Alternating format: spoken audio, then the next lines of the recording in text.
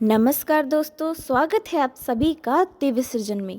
दोस्तों, संस्कृत में एक श्लोक है, यदा सत्वे प्रवृद्धे तो प्रलयम याति देहभृत तदोत्तम विदा लोकान मलान प्रतिपद्यते। इसका अर्थ है कि जब ये मनुष्य सत्व गुणों की वृद्धि में यानी कि उनके बढ़ने पर मृत्यु को प्राप्त होता है, तब तो उत्तम कर्म करने वालों के निर्मल दिव्य स्वर्ग आदि लोगों को प्राप्त होता है। तो चलिए दोस्तों, इसी श्लोक के साथ शुरुआत करते हैं हमारी कथा की, जिसका शीर्षक है महर्षि दधीचि का अस्थिदान। जानते हैं कि ऐसा क्या हुआ कि महर्षि दधीचि को अपने अस्थियों का दान देना पड़ा। महर्षि दधीचि महर्षि भृगु के वंशज थे। जब उनका जन्म हुआ तो सारस्वत, जो कि अब पंजाब के नाम से जाना जाता है, उसकी धरती पर ही अपूर्व शुभ शकुन नहीं हुए, हाँ, बल्कि देवताओं को भी उनके मांगलिक भविष्य की सूचना मिल गई थी। सूर्य और चंद्रमा का भी प्रकाश बढ़ गया, नदियों में बाढ़ सी आ गई, वन में फूलों और फलों की और खेतों में अन्न की अपूर्व उपज बढ़ गई। लोगों का दुख कुछ दिनों के लिए दूर हो गया और पशु पक्षी कीट पतंग भी मंगल कामनाएं करने लगे। दधीचि को बचपन से ही अपूर्व शरीर मिला था। वो जहाँ से भी गुजरते थे वहाँ भीड़ लग जाती थी और जो कुछ बोलते थे उसे सुनने के लिए लोग ललायत हो उठते थे। दधीचि के अंगों का विकास शुक्ल पक्ष के चांद की तरह इतनी जल्दी हुआ कि उनके माता पिता भी आश्चर्य में पड़ गए। किशोर अवस्था को पार करते ही वो पर्वत शिखर के जैसे ऊंचे और विशाल बन गए। उनकी ऊंची भव्य आकृति को देखकर बड़े बड़े लोग तो सहम जाते थे और बच्चे और स्त्रियां आतंक हो जाती थी। लेकिन चतुर विधाता ने भी दधीचि की उस भयंकर आकृति में बहुत ही कोमल और मधुर स्वभाव का संयोग बिठाया था। वो बहुत ही स्नेही और पर दुख कातर थे। दुखियों के लिए उनमें करुणा जाग उठती थी और सबकी मदद करना उनका स्वभाव सा बन गया था। शरीर की जैसे ही अद्भुत प्रतिभा और बुद्धि भी दधीचि की संगिनी थी।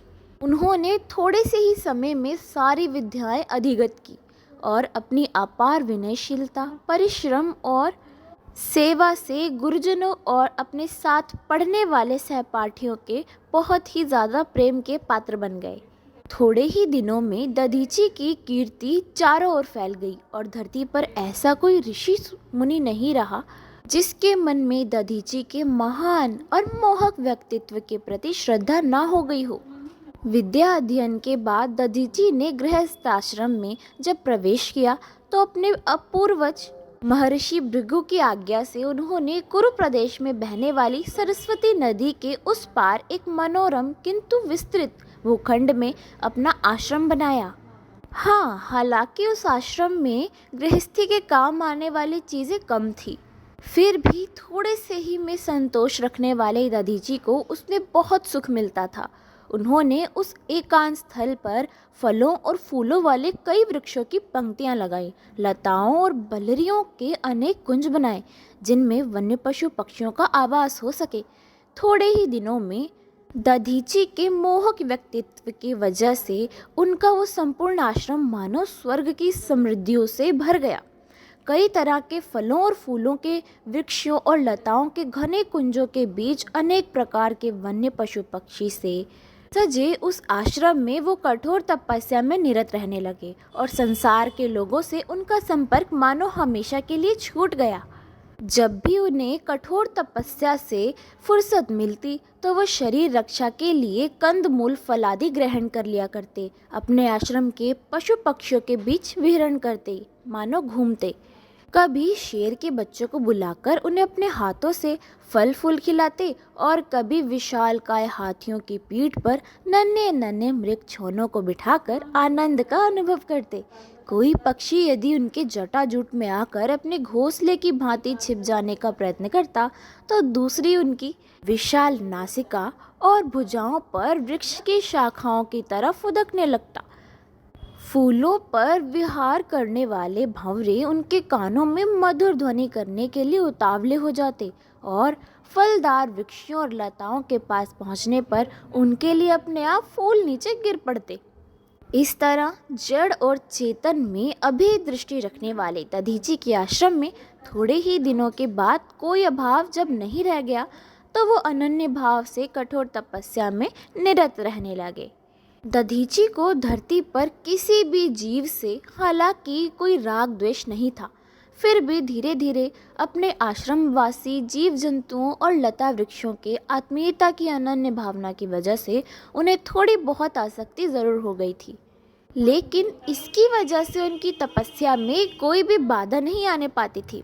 तपस्या के सभी कर्मों का उन्हें अभ्यास हो चुका था और दिन रात जैसे तपस्या करने के सिवा उनके पास और कोई काम बचा ही नहीं रह गया था। देवराज इंद्र को धरती के निवासियों की तपस्या हमेशा संकट में डालने वाली बन जाती थी, क्योंकि उन्हें अपने तपस्या से प्राप्त महान पद से हट जाने का भय सदा बना रहता था। इसलिए जब दधीची की अखंड और कठोर तपस्या की उन्हें जानकारी हुई तो अपने दूतों द्वारा दधीची को भौतिक सुख साधनों का प्रलोभन देकर यानी लालच देकर उन्होंने तपस्या के कठोर मार्ग से उन्हें हटाने का बहुत संदेश भिजवाया और प्रयास भी किया। लेकिन दधीची को धरती या स्वर्ग के किसी भी पदार्थ की कोई कामना नहीं थी और उन्होंने सहज भाव से देवराज के संदेशों को हमेशा ठुकरा देना ही ठीक समझा।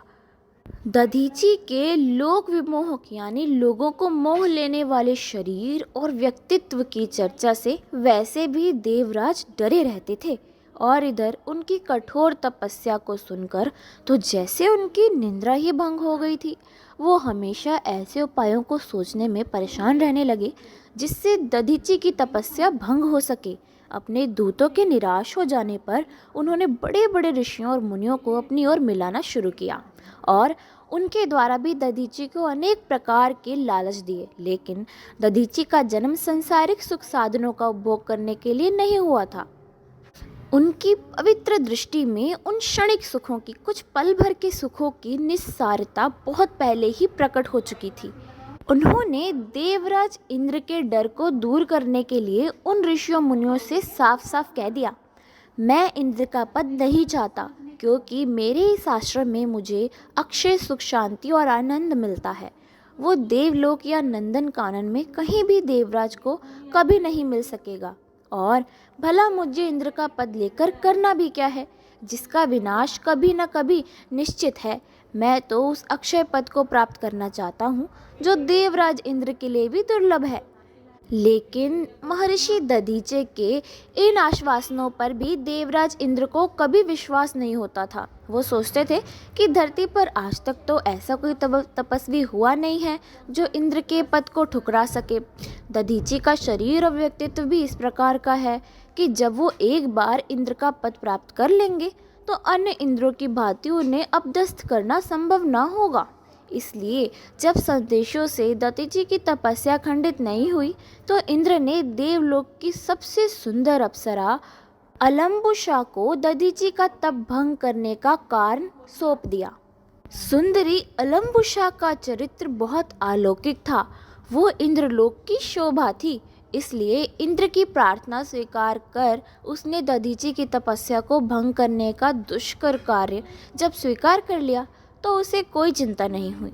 दधीची के अक्रोधी और दयालु स्वभाव की कथाएं वो पहले ही सुन चुकी थी, इसलिए बिना डरे और प्रसन्न चित्त से जब वो देवलोक से चलकर सरस्वती के पावन तट पर अवस्थित दधीची के आश्रम में गई तो वहाँ की अपार शोभा देखकर थिरक उठी। देवराज के नंदन कानन में पारिजात की सघन शीतल सुखदायिनी छाया और मोहक कुंजों को वो भूल गई। बसंत की जो तरुणिमा उसे दधीचे के आश्रम में दिखाई पड़ी वो नंदन कानन से कई अंशों में अधिक थी।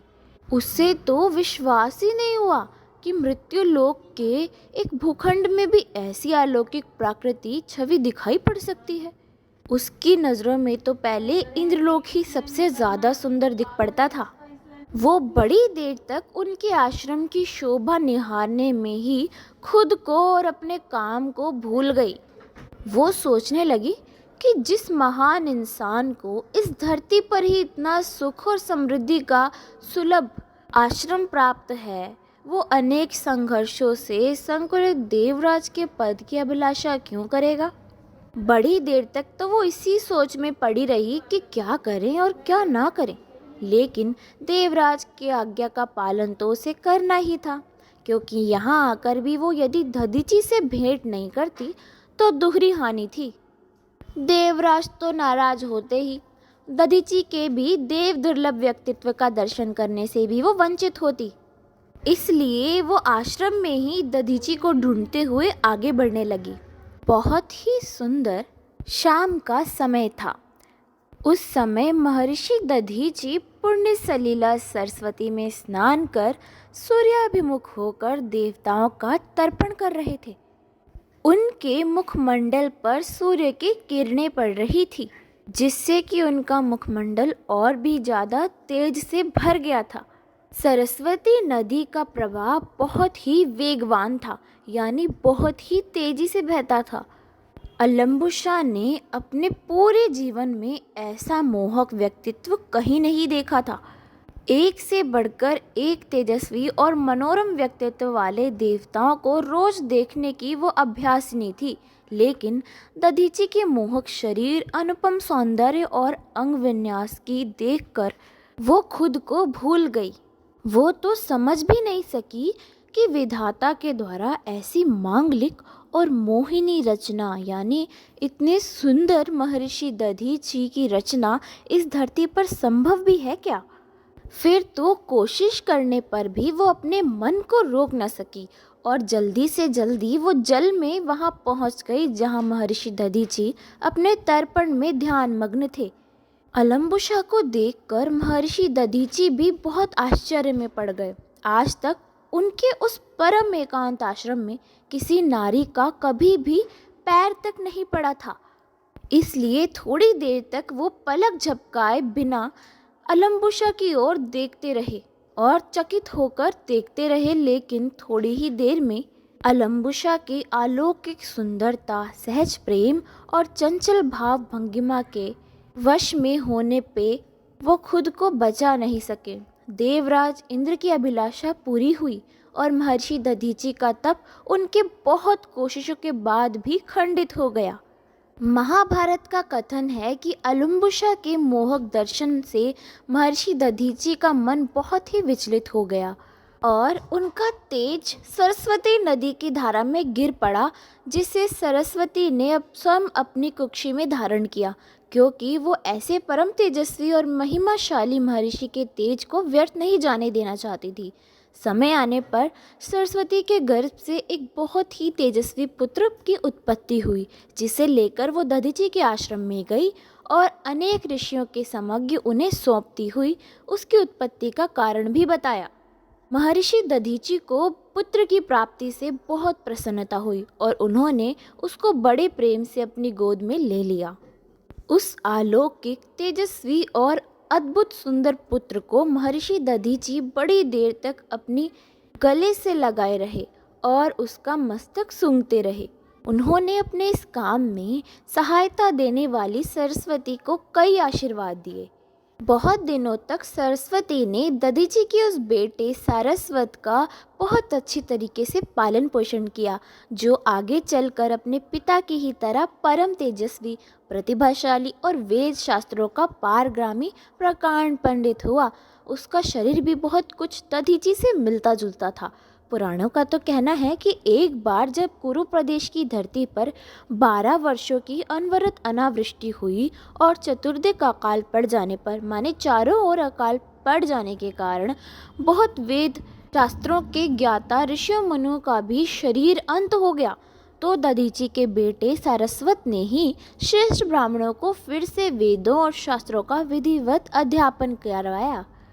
इस तरह अपने ही जैसा पुत्र प्राप्त करके निश्चिंत और कामना शून्य हृदय से महर्षि दधीची की तपस्या और ज़्यादा विशाल होती गई और वो इतने तेजस्वी और महिमावान बन गए कि देवता लोग भी उनका गुणगान करने लगे।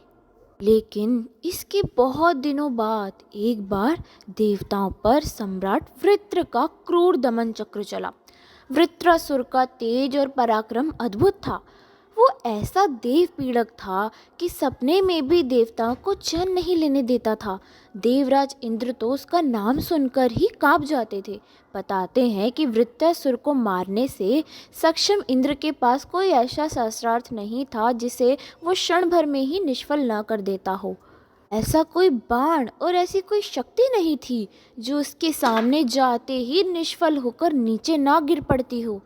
आखिर में निराश देवताओं ने जब ब्रह्मा से वृत्रासुर को मारने के लिए किसी उपाय को बताने का प्रयास किया तो ब्रह्मा ने उन्हें महर्षि दधीचि की अखंड तपस्या और मंत्रों से पवित्र हड्डियों द्वारा शस्त्रास्त्र बनाकर उनके द्वारा वृत्रासुर के वध की प्रेरणा दी। निराश और खिन्न देवताओं के द्वारा देवराज इंद्र की प्रार्थना जब दधीचि के कानों में पहुंची तो वो मुस्कुराकर बोले, देवराज, मैं तो समझता था इस संसार में मेरे शरीर की उपयोगिता समाप्त हो चुकी है, लेकिन मैं अपने को परम भाग्यशाली समझता हूँ जो इस वृद्धावस्था में भी मेरा शरीर आप लोगों के किसी काम आ रहा है।